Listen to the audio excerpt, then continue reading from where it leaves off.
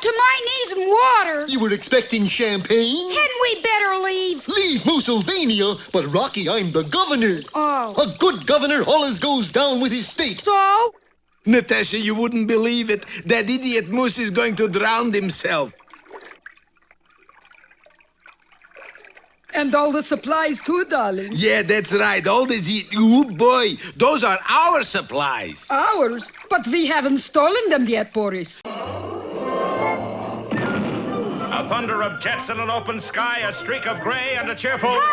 When people think of classic animated duos, Rocky the Flying Squirrel and Bullwinkle the Moose often spring to mind. Debuting in 1959, the Rocky and Bullwinkle Show stood out with its witty satire, serialized adventures, and a cast of oddball supporting characters like Boris and Natasha, Mr. Peabody and Sherman, and the well-meaning but bumbling Canadian Mountie Dudley Do-Right. The series was known for clever wordplay and biting parody that entertained both children and adults, but it occasionally went too far for the censors of the time. One particular Dudley Do-Right segment, titled Stokey the Bear, pushed the wrong buttons by parodying one of the most recognizable icons of American culture, Smokey Bear. The result was decades of controversy, government intervention, and an episode that remained locked away from audiences for nearly 40 years. The Rocky and Bullwinkle phenomenon.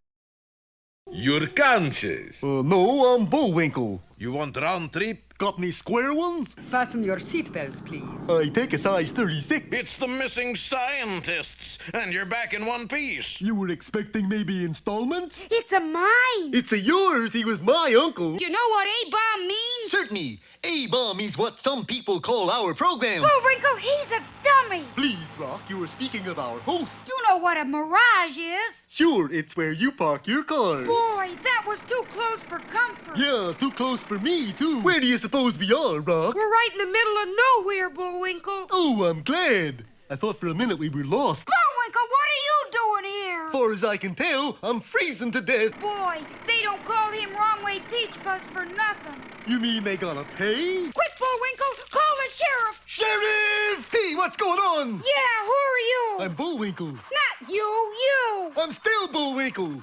Upsidaisium. And a coochie coochie to you, too. Who are all those people, Rocky? Lots of them are Washington senators, Bullwinkle. Where's their baseball suits? It's all in a block of ice. What do you know? Frozen assets. In a word, you said it. That's 3 words. I'm a heavy tipper. $26. That's antihistamine money, you know. Antihistamine money. It's not to be sneezed at.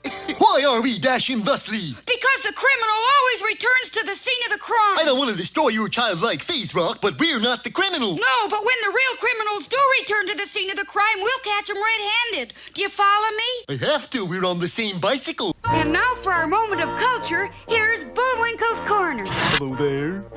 The name of today's poem is, Where Go the Boats? The Rocky and Bullwinkle Show first aired on ABC in 1959 and quickly became a hit thanks to its unique blend of slapstick comedy and sharp satire. Unlike many children's cartoons of the era, it leaned heavily on political humor, wordplay, and cultural references that went over the heads of younger viewers but delighted adults watching alongside their kids. The show's humor often lampooned Cold War anxieties, advertising gimmicks, and pop culture, making it stand out from contemporaries like Looney Tunes or Hanna-Barbera programs. At the heart of the series were Rocky, the sensible and brave squirrel, and Bullwinkle, the lovable but dim-witted moose. Together they lived in Frostbite Falls, Minnesota, and embarked on serialized adventures that unfolded in multi-episode story arcs. Surrounding them was a rotating cast of features that included Fractured Fairy Tales, Peabody's Improbable History, and Dudley Do-Right of the Mounties. Dudley Do-Right was one of the standout supporting players. A parody of old silent film melodramas and Canadian stereotypes, Dudley was a simple-minded but earnest Mountie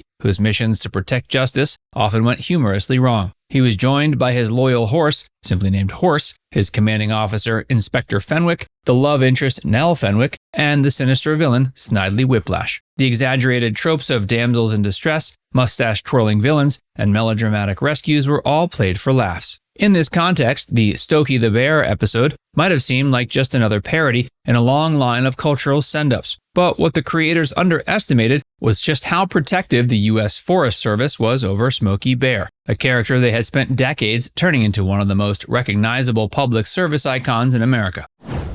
Smokey Bear and the power of public messaging.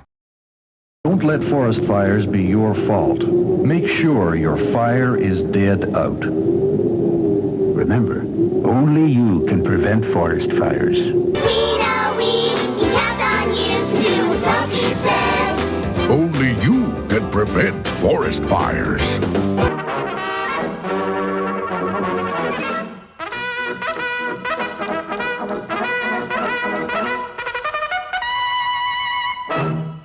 To understand why Stokey the Bear provoked such backlash, it helps to look at the cultural weight Smokey Bear carried in the 1960s. Smokey was introduced in 1944 during World War II as part of a campaign to prevent wildfires, which were considered a threat to the nation's timber supply and, by extension, the war effort. Inspired by a real bear cub that had been rescued from a fire in New Mexico, Smokey quickly became a national symbol of fire prevention. His slogan, "Only you can prevent forest fires," became one of the most famous catchphrases in advertising history. Smokey's image was carefully controlled by the U.S. Forest Service and the Ad Council. Unlike cartoon characters created purely for entertainment, Smokey was a federally managed symbol with real-world responsibilities. His persona as a wise, friendly, and responsible bear was designed to instill a sense of duty in the public, particularly children. By the 50s and early 60s, Smokey was featured on posters, in radio and TV spots, and in educational materials distributed to schools nationwide. The campaign was extraordinarily successful. According to Forest Service records, wildfire incidents dropped dramatically after Smokey's introduction, with annual averages reduced by tens of thousands. Smokey was not just a cartoon bear, he was a kind of mascot for civic responsibility. By the time the Rocky and Bullwinkle Show lampooned him, Smokey was treated with the kind of reverence usually reserved for national symbols. That's what made Stokey the Bear so controversial. The parody didn't just poke fun at a pop culture trend, it mocked an icon that the government viewed as essential to public safety. In an era when TV was rapidly becoming the most influential medium in American households, officials worried that undermining Smokey's message could undo years of carefully crafted public service work. Stokey the Bear. There's a firebug loose. Not a firebug, a fire bear. It was Stokey, who for years had been helping to prevent forest fires. He wasn't the same Stokey now, mainly because he was under the hypnotic influence of that foul ball of the great Northwest, Snidely Whiplash. Why are you doing this, Mr. Whiplash? How else can you barbecue hot dogs? Look into my eyes, Bear. Now, go light a fire somewhere. This man didn't shave this morning. The post hospital was filled to capacity. Unfortunately, Dudley had decided to sterilize the thermometers by putting them in boiling water. What is Nelson's temperature? 182. Little high, isn't it? Well, he's sick. Oh, yes. Do-Right, you and I are the only ones who haven't been hit. You have to reach the trading post at Quebec and bring back a miracle drug. The Stokey the Bear segment appeared in Season 1, Episode 16 of the Rocky and Bullwinkle Show. It introduced viewers to Stokey, a parody of Smokey, who, unlike his real-life counterpart, did not prevent forest fires, he started them. The plot begins with lumberjacks in Mount Up discovering that their entire forest has suddenly gone up in flames. Soon it's revealed that Stokey has been hypnotized by Snidely Whiplash and is now gleefully torching everything in sight. Dudley Do-Right follows Stokey's fiery trail, attempting to stop him. At one point, Dudley identifies the massive bear disguised in a fireman's uniform only by noticing he, quote, didn't shave this morning. The absurd humor continued as the firehouse itself burned to the ground, while Stokey roasted marshmallows in the chaos. Dudley eventually decides the best way to help the bear is to give him a change of scenery. So he escorts Stokey to Chicago, only for the bear to accidentally start another blaze, this one an unmistakable nod to the Great Chicago Fire of 1871. In the gag's punchline, Dudley convinces Mrs. O'Leary to blame the fire on her cow. On paper, this was classic J. Ward humor, irreverent, satirical, and delightfully absurd. But the U.S. Forest Service didn't see it that way. To them, the episode undermined Smokey's authority, trivialized the dangers of wildfire, and even linked the character to one of the most devastating urban fires in American history. The suggestion that a parody bear could be responsible for the Chicago fire was especially offensive to officials who had spent decades building Smokey's credibility. In response, the Forest Service filed formal complaints and even sent uniformed officers to J. Ward Productions to express their outrage. The episode was quickly pulled from syndication, excluded from VHS and DVD releases, and effectively erased from the official circulation. Controversy and censorship in context.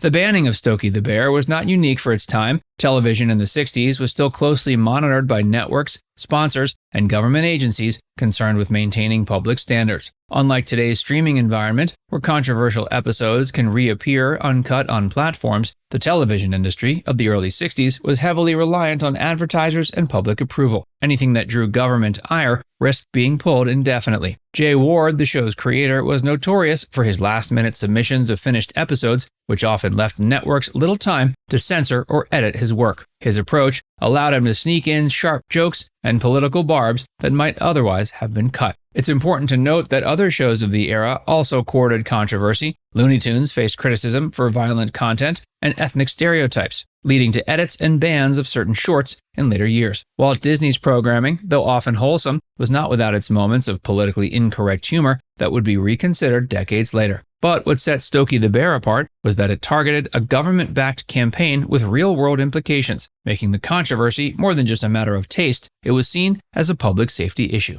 Over time, fans of the show became aware of the missing episode, which developed a kind of underground notoriety. Like other lost or banned media, it gained a mystique precisely because it was so difficult to find. Bootleg copies circulated quietly, and in the age of the internet, the episode eventually resurfaced on platforms like YouTube and the Internet Archive, where fans could finally see what all the fuss was about. Now it's time to hear from you. Do you think the U.S. Forest Service overreacted by banning Stokey the Bear, or was it justified given Smokey Bear's role in fire prevention? Let us know your thoughts in the comments section below.